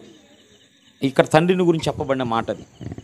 శక్తిమంతుడు, శక్తిమంతుడు, శక్తిమంతుడు. తండ్రి శక్తిమంతుడు, కుమారుడు శక్తిమంతుడు.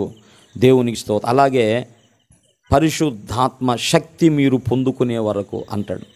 అంటే పైనుండి మీరు శక్తిని పొందుకునే వరకు మీరు గదిలోనే ప్రార్థన చేయమన్నాడు. లూకాసు వార్త 24వ అధ్యాయం. యేసు ప్రభు ఆరోహణమయ్యే సందర్భంలో పిల్లరా వారికి చెబుతాడు, మీరు యెరూషలేములో ఉండి ప్రార్థన చేయండి. చూస్తారా వచ్చిన లూకాసు వార్త. దేవునికి మహిమ కలుగునుగాక.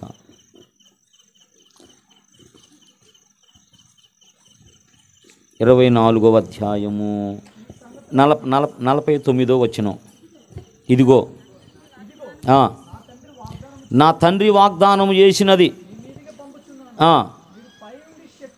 పైనుండి శక్తి పొందు వరకు పట్టణములో నిలిచి ఉండుడని వారితో చెప్పెను. దేవునికి స్తోత్రం కలుగును గాక. అపోస్తల కార్యాలు 1వ అధ్యాయం 8వ వచనం చూడండి.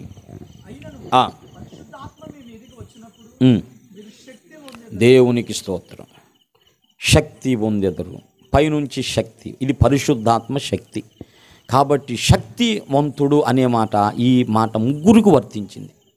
తండ్రి శక్తివంతుడే, కుమారుడు శక్తివంతుడే, పరిశుద్ధాత్మ శక్తివంతుడు. అసలు ఆయన శక్తి ఇవ్వకపోతే భూమి మీద ఈ సువార్త జరగదు.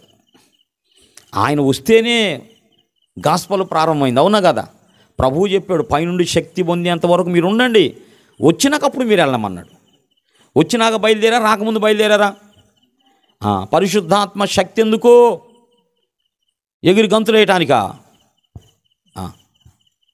కేకల బొబ్బలు పెట్టడానికా? పరిశుద్ధాత్మ శక్తి ఎందుకంటే ప్రభువుని చూపించడానికి, ప్రభువుని ప్రకటించడానికి, ప్రభువు దగ్గరకు తేటానికమ్మా. ఈ మాట రాసుకో. పరిశుద్ధాత్మ శక్తి ఎందుకంటే ప్రభువుని చూపించడానికి, ప్రభువుని ప్రకటించడానికి, ప్రభువు చెంతకు తీసుకురావటానికి ఇది కావాలి, కానీ గందరగోళం అంతా చేయటానికి కాదు. ఏంటి నీ గురి ఏంది, గోలేంది నాకు అర్థం కాదు. పిల్లారా, ఈ టాపిక్ ఎత్తుకోవాలంటే నాకు బాధ. అంటే గౌరవనీయమైన ఘనమైన పరిశుద్ధాత్మని వీళ్ళందరూ అవమానపరిచారు గందరగోళం. ఆయన ఎవరో, ఎందుకు వచ్చాడో, ఆయన కార్యకలాపాలు ఏమిటో, ఆయన చేసే ఒక వ్యక్తిలోకి వచ్చినప్పుడు ఏం జరిగిద్దో, ఇదమ్మా ఇది. పిల్లలేరా, 2 వారాలు రమ్మన్నాడు పరిశుద్ధాత్మ దేవుడు, నీ గర్భఫలం ఇస్తాడంట. నీ కొడుకు ఉద్యోగం లేదా అమ్మా, పరిశుద్ధాత్మ దేవుడు చెబుతున్నాడు వచ్చే నెలలో 3వ తారీఖున వచ్చిద్దంట. నీదే నీకు మంచి ఇల్లు ఇవ్వబోతున్నాడు దేవుడు, పరిశుద్ధాత్మ నాతో చెబుతున్నాడు. ఏమ్మా, ఇందుకోసం వచ్చాడా? దొంగ ప్రవచనాలు కదా, దొంగ మాటలో. పిల్లరా, భౌతికమైనటువంటివి దేవుని ప్రణాళికలో లేవో. అర్థమైందా? నువ్వు చేయవలసిన పని చేస్తున్నప్పుడు నీ అవసరాలు ఏందో పరిశుద్ధాత్మ దేవుడు తీరుస్తాడు, కానీ వాటి కోసం ప్రవచనాలు లేవో. అట్టాడి భౌతికమైన విషయాల కోసం పరిశుద్ధాత్మ దేవుడు మాట్లాడు. ఆయన మాట్లాడితే ప్రభువుని మాట్లాడతాడు. అర్థమైంది? ఆ నోరుది ప్రభువుని చూపిస్తాడు, ప్రభువుని నేర్పిస్తాడు, ప్రభువుని మన కళ్ళ ముందుకు తీసుకొస్తాడు. నిజమేనన్నాడు, స్తోత్రం చెప్పండి. అది పరిశుద్ధాత్మ శక్తి ఎందుకు కావాలంటే గందరగోళం చేయటానికి కాదు, భయభ్రాంతులు చేయటానికి కాదు. ఇదేందన్నా ఇట్లా ఉండిదా, ఏంది భయభ్రాంతులు చేస్తున్నారు ఏమిటి, వామ ఇంత వాయిస్ ఏమిటి అసలు అంటే అంత వాయిస్తో మాట్లాడతాడు పరిశుద్ధ. పగిలిపోవాలి గుండె, మైకులు పగిలిపోవాలి, లోపల గుండె కూడా పగిలిపోవాలి. అది మరి పవర్ అంటే ఏందనుకున్నా. పిల్లరా, నన్ను క్షమించండి, అట్లా కాదన్నమాట. చెబి తింటారా? ఆయనకి ఏం తెలుసు? అర్థమైంది, ఆయనకే పరిశుద్ధాత్మ అంటే ఏందనుకుంటున్నా. మరి నాకు తెలియకుండానే 20 సంవత్సరాలు సేవ చేశానమ్మా. పరిశుద్ధాత్మ ఏదో తెలియకుండానే 20 సంవత్సరాలు సేవ చేశానమ్మా. నేను పరిశుద్ధాత్మ ఏదో తెలియకుండానే 133 సార్లు బైబిల్ చదివానమ్మా. పరిశుద్ధాత్మ తెలియకుండానే 1000 మందికి బాప్తిస్మాలు ఇచ్చానమ్మా. తెలియదు నాకు, తెలియకుండానే జరిగింది. మరి తెలియకుండా సేవ జరిగింది కనుక జాగ్రత్త నా ప్రియులారా, జాగ్రత్త. పరిశుద్ధాత్మ దేవుడు ఎవరో మనం జాగ్రత్తగా లేఖనాల్లో చూడాలి. ముఖ్యంగా కొత్త నిబంధనలో యేసు ప్రభు ఎందుకు కనిపెట్టుకోమన్నాడో, ఎందుకు ఆయన వస్తే ఏం జరిగిద్దో అదంతా చెప్పాడు. ఆయన వచ్చేంతవరకు మీరు బయటకు కదలొద్దు. పరిశుద్ధాత్మ దేవుడు వచ్చాడు. ఇంకోటి ఏంటంటే మళ్ళా వస్తాడు మేడగదిలోకి. అమ్మా, మేడగది కోటాలంట, ఏదో ఒక టైటిల్ చూసానయ్యా. కనిపెట్టు కోటాలని ఇంకో కోటాలమ్మా. పరిశుద్ధాత్ముడు వచ్చాడా, వస్తాడా? వచ్చాడా? యేసు ప్రభు చెప్పాడు కదా, ఆయన వస్తాడు, వచ్చి ఎల్లప్పుడు మీతోనే సంఘంతో ఉంటాడు. అర్థమైందా? నాలో ఉన్నాడు. నువ్వు కూడా వాక్యాన్ని నమ్మి విశ్వసించి మారు మనసు పొంది బాప్తీసం పొందితే నాలోకి వచ్చిన వరం నీలో కూడా వచ్చింది. పరిశుద్ధాత్మ వరం ఎట్లొచ్చింది అన్నాడు పేతురు భక్తుడు. మీరు మారు మనసు పొంది పాపక్షమాపణ కొరకు ప్రతివాడు యేసుక్రీస్తు నామమున బాప్తిస్మాన్ని పొందుకోండి, అప్పుడు పరిశుద్ధాత్మ వరము. అది పరిశుద్ధాత్మ వరం నీకు వచ్చింది. రక్షణ పొందుట వల్ల ఆయన నీలోకి వస్తాడు. నీలోకి వచ్చిన దేవుణ్ణి నువ్వు కార్యకారి చేయాలి. అది రక్షణ పొందుట వల్ల నీలోకి వచ్చాడు. నువ్వు గుర్తించకపోతే అలాగే ఉండిపోతాడు. వచ్చిన దేవుణ్ణి గుర్తించాలి. గుర్తించి ఆయనతో సహవాసం, ఆయన సహాయము, ఆయన సన్నిధిని కోరుకుంటావు చూసావా, అప్పుడు ఇక బయలుదేరతాయి వరాలు. దేవునికి స్తోత్రం. అప్పుడు బయలుదేరితే ఫలాలన్నమాట. పరిశుద్ధాత్మ దేవుని గుర్తించినంత వరకు ఏది జరగదో. నేను రక్షణ పొందిన నేను పరిశుద్ధాత్మను పొందాను. ఇప్పుడు పరిశుద్ధాత్మ నాలో ఉన్నాడు అని నువ్వు నమ్మాలి. నువ్వు నమ్మినప్పుడు 3 చేయాలి. పరిశుద్ధాత్మతో సహవాసం చేయాలి, సహాయాన్ని కోరుకోవాలి. ఎప్పుడు ఆయన సన్నిధిని మనం కలిగి ఉండాలి.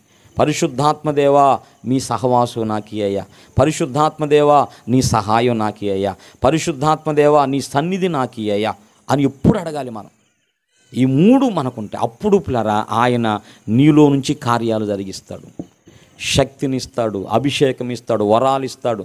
అర్థమైందా? నువ్వు ఇక అడిగిన దాకా ఏమి కాదు. ఇక వచ్చాడు కానీ నువ్వు అడగకపోతే ఏం కాదు. లోపలికి వచ్చున్నాడు, వచ్చిన దేవుని గుర్తించాలి. నువ్వు అడగాలి.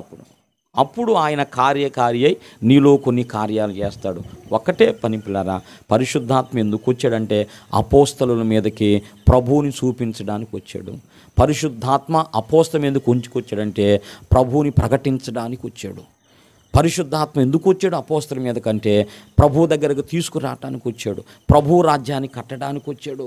సాతాను రాజ్యాన్ని కూల్చడానికి వచ్చాడు. వాళ్ళ మీదకి వచ్చిన ఆత్మ నీలోకి వచ్చింది, నీలోకి వచ్చింది, నీలోకి వచ్చింది, నీలోకి వచ్చింది. ఎవరిలోకి వచ్చినా పని ఒకటే, గందరగోళాలు కలవరాలు మాత్రం కాదు. ఎవరిలోకి వచ్చిన పరిశుద్ధాత్మ ప్రభువుని చూపించడానికి, ప్రభువుని ప్రకటించడానికి, ప్రభు దగ్గరకు తీసుకురావటానికి, ప్రభు వలె మార్చడానికి. మరొక మాట యాడ్ చేసుకోండి, ప్రభు వలె మార్చడానికి. చాలా డీప్ విషయాలు చెప్పాను, దేవుడే చెప్పించాడు. అది కారణం. కాబట్టి పిల్లరా, తండ్రి శక్తిమంతుడు, కుమారుడు శక్తిమంతుడు, పరిశుద్ధాత్మ శక్తివంతుడు. శక్తిని ఇవ్వటానికే వచ్చాడు. శక్తిహీనుడ వందువేమయ్యా, సౌజన్యమగు శుద్ధాత్మ శక్తిని పొందుకొనుమయ్యా. శక్తిహీనుడ వందువేమయ్యా, సౌజన్యమగు శుద్ధాత్మ శక్తిని పొందుకొనుమయ్యా. భక్తిహీనత పారద్రోలి భ్రష్ట మనసును బయలుపరచి, భక్తిహీనత పారద్రోలి భ్రష్ట మనసును బయలుపరచి, శక్తి కలిగి సువార్త చాటుదు. జయముంది ఆత్మలను రక్షించెదవు. శక్తి కలిగి సువార్త చాటుదు. సువార్త చే జయముంది ఆత్మలను రక్షించెదవు. క్రైస్తవుడా కదలి రావయ్యా, కలుషాత్ములకు దేవునికి మహిమ కలుగునుగా. శక్తి పొందుకో. ఏమో ఎట్టున్నావు? ఏం బాగలేదన్నా, బలహీనంగా ఉన్నాను. పొందుకో శక్తి. అది పరిశుద్ధాత్మ దేవా, నువ్వు శక్తిని ఇయటానికి వచ్చావు కదయ్యా. అయ్యా నన్ను బలపరుసు, అయ్యా నన్ను బలపరుసు. శక్తి పొందుకొని ఏం చేయాలి? కేకలేయాలా? శక్తి పొందుకొని ఏం చేయాలి?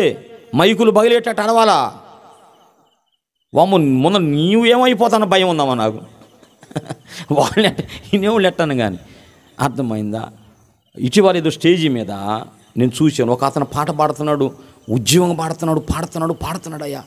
పాడుతా పడిపోయాడు, స్పాట్ డెడ్. చాలా బాధ కలిగింది. పాడతానే ఎందుకు. నేను ప్రారంభంలో ఎదిగేటప్పుడు కూడా ఒక కుటుంబ అప్పుడు ప్రేమయ్య గారు అని ఒక ఆయన, యేషోబు నాయన గారు, ప్రేమయ్య నాయన గారు, ఇంకా అట్లా ఇజ్రాయేల్ నాయన గారికి సహదాసులు వీళ్ళందరూ. ఆయనతో దాదాపు 10-15 మంది సహదాసులు ఉంటారు. ఆ సహదాసుల్లో యేషోబు నాయన, తర్వాత ప్రేమయ్య గారిని ఒక ఆయన ఉన్నాడు.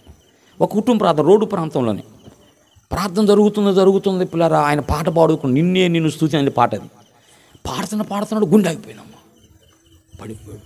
సుందరెడ్డి హాస్పిటల్కి తీసుకెళ్ళాం, చనిపోయాడు. ధన్యుడు కదా, ధన్యుడు. దేవుని సన్నిధిలో ఆయన. కాబట్టి జాగ్రత్త, కొంచెం ఆరోగ్యం కావాలి మనకి, దేవుని పని చేయాలి. అట్లా ఏమి కాదమ్మా. అట్లా నువ్వు అనుకోవటం అదంతా నీ భ్రమ. ఎందుకు? పరిశుద్ధాత్మ అంటే ప్రభువుని చూపించడానికి, ప్రభువుని ప్రకటించడానికి, ప్రభు దగ్గరకు తీసుకురావటానికి, ప్రభు వలె మార్చడానికి. అది పరిశుద్ధాత్మ దేవుడు అందుకుంటాడు. ఆ శక్తిని మనం పొందుకోవాలి. ఇక అన్నీ కూడా ఇదంతా వేస్ట్ అయ్యా. అది ప్రజలను కలవరపరచడానికే, ప్రజలను మాయ చేయటం, ప్రజలను మోసపరచడానికి తప్ప. అర్థమైందా? అది ఏ విధంగా కూడా అది ఎప్పుడైనా బయటపడింది కదా. అర్థమైందా? ఇప్పుడు కాబట్టి వాక్యం మీద కట్టుకోపోతే, నేను చెబుతున్నాను, వాక్యం నీ పునాది కాకపోతే ఎప్పుడైనా డేంజరేను. అర్థమైందా? డేంజర్ అయిపోతావు.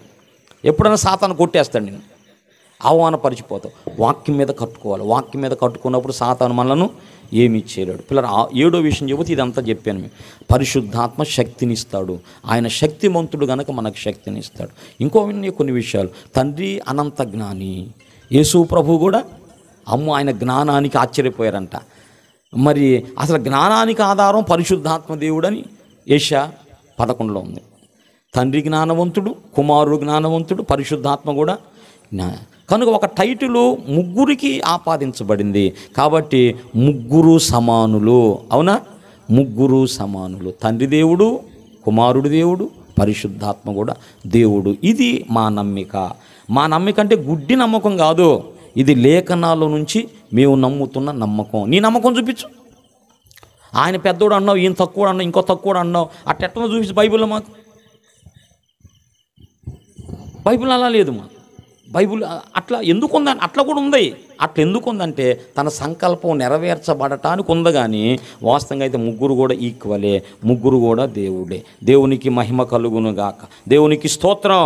తండ్రి కుమార శుద్ధాత్మలు ఒకటైయున్న దేవుడు. తండ్రి కుమార శుద్ధాత్ములు ఒకటైయున్న దేవుడు. దేవుడు దేవుడు యేసే దేవుడు, మన దేవుడు. దేవుడు యేసే దేవుడు. హల్లెలూయా హల్లెలూయా హల్లెలూయా హల్లెలూయా హల్లెలూయా హల్లెలూయా హల్లెలూయా. తరతరాలలో యుగ యుగాలలో జగ జగాలలో దేవుడు దేవుడు యేసే దేవుడు. దేవుడు దేవుడు యేసే దేవుడు. హల్లెలూయా. ఈ రాత్రి లేఖనాల్లో నుంచి మనం ఏం చూసాం? తండ్రి దేవుడు, కుమారుడు దేవుడు, పరిశుద్ధాత్మ దేవుడు. తండ్రి సృష్టికర్త, కుమారుడు సృష్టికర్త, పరిశుద్ధాత్మ సృష్టికర్త. తండ్రి ప్రభువు, కుమారుడు ప్రభువు, పరిశుద్ధాత్మ ప్రభు. తండ్రి పరిశుద్ధుడు, కుమారుడు పరిశుద్ధుడు, పరిశుద్ధాత్మ దేవుడు పరిశుద్ధుడు. తండ్రి మహిమ స్వరూపి, కుమారుడు మహిమ స్వరూపి, తండ్రి మహిమా స్వరూపి. తండ్రి శక్తిమంతుడు, కుమారుడు శక్తిమంతుడు, పరిశుద్ధాత్మ శక్తిమంతుడు. ఇలాగు పిల్లరా త్రియేక దేవుడు ఆయన. త్రిత్వమై ఉన్న మనం నమ్ముతున్న ఫెయిత్ అది, మన విశ్వాసము అది. దాని మీద మనం నిలుద్దాం. ఇది బైబిల్ చెప్పినటువంటి సత్యం. దీన్ని ఎవరు కాదనటానికి వీలు లేదు. ఆ త్రిత్వ దేవుడు మన హృదయములో స్థిరపడి ఉండును గాక.